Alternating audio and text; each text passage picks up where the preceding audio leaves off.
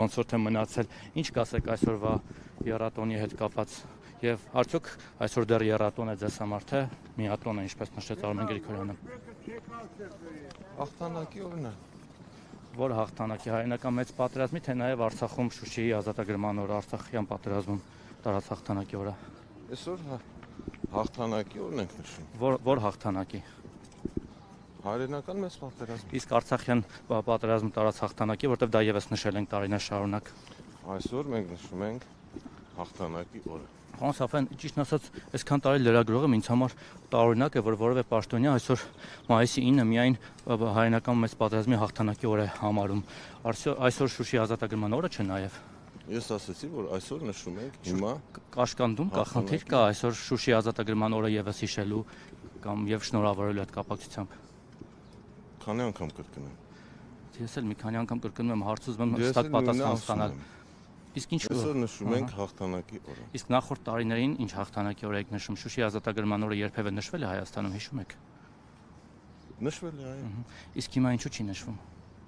Հայտնի պատճառները։ Որտեղ Շուշի մերը չէ, հանձնել են դրա համար։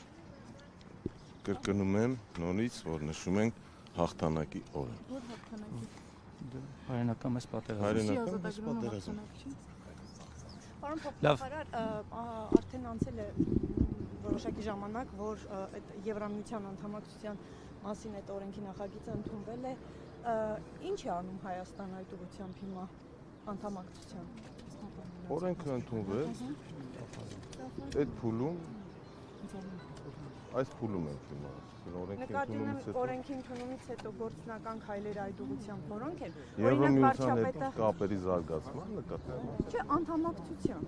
Անդամակցության այդ օրենքը ընդունվեց, դրանից հետո զարգացումներ դեռևս չկան։ Վարչապետը ասում էր, որ պետք է ճանապարհային քարտեզ մշակվի եվրոպական կողմի հետ,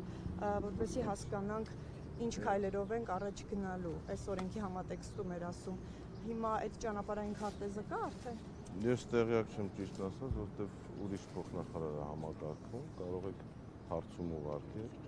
պատասխան կտամ։ Պարոն փոխնախարար, խաղաղության պայմանագրի մասին շատ խոսվեց, Նիկոլ Փաշինյանը քանիցս հենց երբ որ համաձայնությունը եղավ, հա, փոխադարձ կետերը համաձայնեցին, մի քանի անգամ այսպես անոնսեց, որ մենք պատրաստ ենք ստորագրել, ամեն անգամ նիստին հայտարարում էր ու դրանից հետո կանգնեցվեց։ Ինչ որ process-ը դանդաղել է, թե կանգնել ընդհանրապես տեղաշարժ կա այս հարցում, թե ոչ։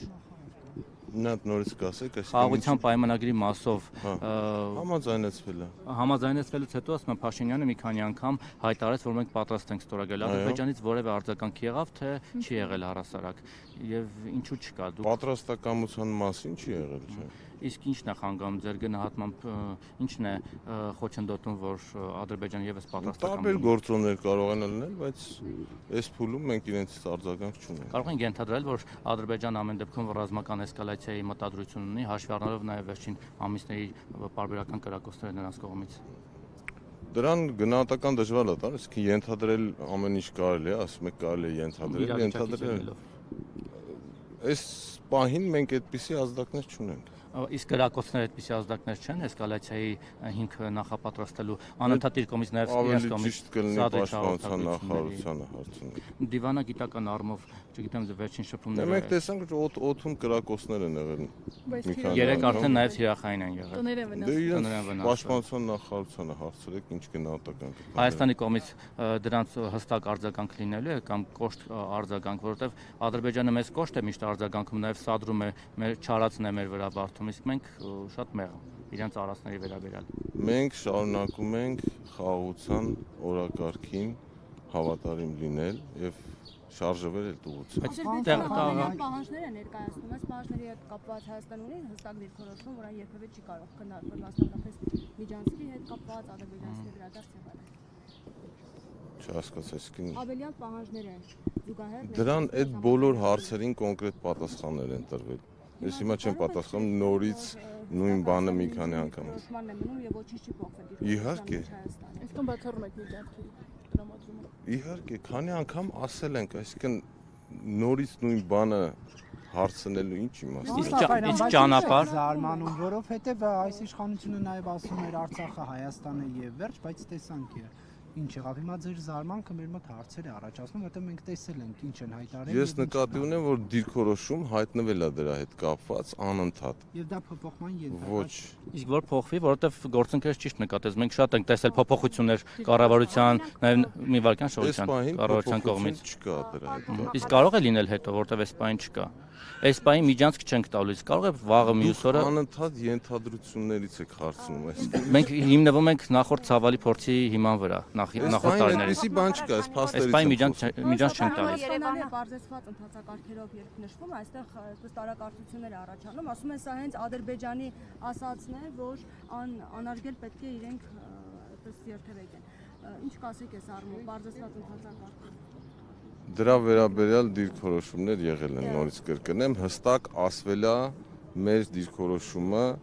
ապաշրջափակման վերաբերյալ։ Պարոն Սաֆարյան, վարչապետի աշխատակազմից մեզ փոխանցել են, որ Ադրբեջանը տեղեկություններ է փոխանցել կրակոցների վերաբերյալ, նույնն էլ Հայաստանն է արել։ Հետաքրքիր է, Ադրբեջանը այսպես կոչված հայկական կողմի կրակոցների վերաբերյալ է տեղեկությունը փոխանցել, թե իր իսկ կողմի կրակոցների վերաբերյալ։ Ես չունեմ դրա վերաբերյալ մանրամասներ այս բանը։ Պարոն փոխնախարար, խաղաղության պայմանագրի ստորագրման համար ըստ էության երկու պահանջից է խոսում Բաքուն՝ Մինսկի խմբի լուծարում եւ սահմանադրության փոփոխություն։ Մի կարճ բան։ Հնարավոր է Մինսկի խմբի լուծարման շուրջ օրինակ պայմանավորվածություն գալ միջև խաղաղության։ Մենք պետք է միջոցառման մասնակցենք։